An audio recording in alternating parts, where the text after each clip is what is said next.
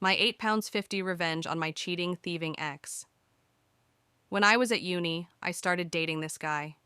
At first, he was wonderful, dedicated to his studies, fun to be around, attentive, and always surprising me with things, working hard at his job, etc. Then, bit by bit, things unraveled. He started skipping classes. Then, he barely bothered to go at all. Worse still, he never helped around the house. Never washed up, cleaned up, did laundry. Nothing. He was even fired from his job for too many no-shows. All he wanted to do was sit at home and play Xbox or browse the message boards and forums. This was in the days before social media, when dinosaurs roamed the earth. This left me having to pick up extra shifts, sometimes double and triple shifts, all while going to class and studying. I later learned that this was a pattern for him. He'd be really dedicated to whatever he set his heart on, but then get bored and fall back into old bad habits. Then he'd find a new passion, and rinse and repeat. I knew I should have ended the relationship much sooner, but I held out hope that he would snap out of it. That maybe it was just exam stress getting to him. I desperately wanted things to go back to how they were, but it was not meant to be. I caught him cheating and threw him out. I was so stressed with everything that it wasn't until the next day that our joint savings account crossed my mind. There was a little over £5,000 in there, and bar a few hundred from him, the rest was money I had saved. I checked the account, and it was all gone. My ex had cleaned out the account and moved into a new flat with his side chick. I called the bank. There was nothing they could do. He was authorized on the account. I contacted the police. They told me there was nothing they could do since it was a joint account, so nothing criminal had happened. They suggested taking it to civil court, but said I'd probably spend more money than I got back in legal fees, so it likely wasn't worth it. My ex had stolen £5,000, and there was nothing I could do about it. I felt like such an idiot.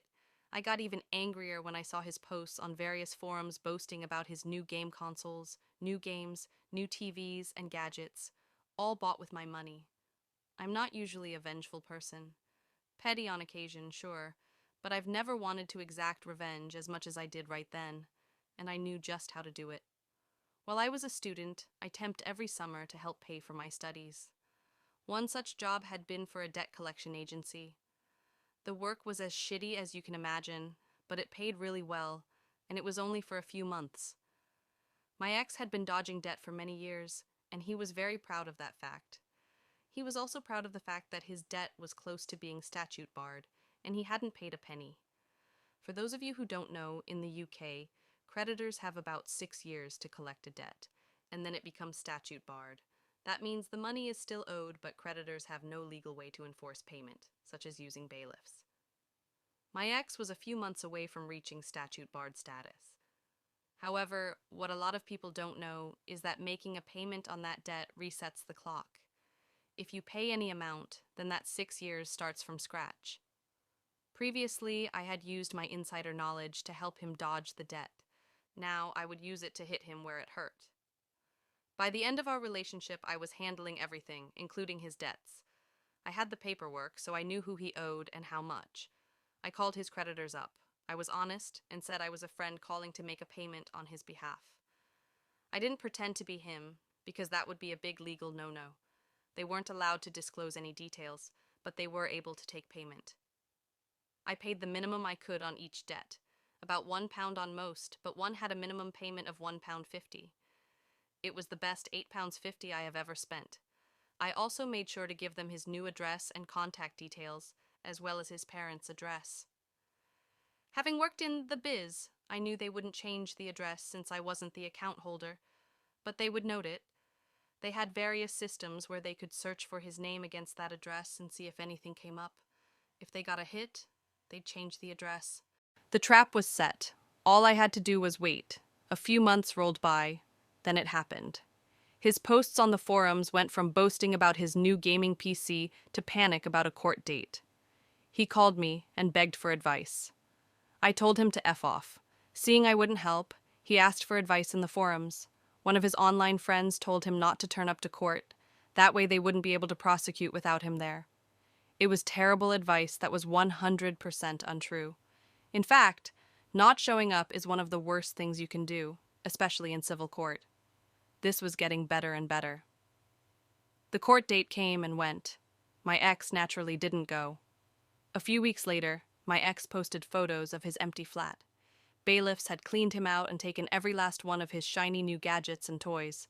On top of that, he ended up with several CCJs, county court judgments. These are a big deal and can seriously damage your credit history, making it hard to get bank accounts outside of basic ones, near impossible to get credit, including getting a mortgage. And it can also make it hard to rent a place, since many landlords don't like renting to people with CCJs as they're considered high risk. He also won't be able to find jobs in the financial sector. Now that he was broke and didn't have nice things, his side chick left him. I never got my £5,000 back, but it felt good to see everything he bought with his ill-gotten gains taken away. Hope that £5,000 was worth it. For anyone wondering how a student accrued 6 years of debt, he started at the university I attended when he was 25. He had initially gone to a different university at 18, but dropped out at 19 and went into the world of work. Then he convinced his parents to fund a business degree. He wanted to become an entrepreneur. And for anyone worried about the age gap, I deferred my uni start date by a few years so I could travel. I was 22 when we started dating. He was 26. Here's what some comments say. I clicked this wondering how far a revenge can go with just £8.50, and this totally delivers. Also, I cannot believe he had the gall to ask you for help after he stole thousands from you. After reading so many Reddit posts where the OOP folds after being treated like garbage by their family.sos, your response is gold.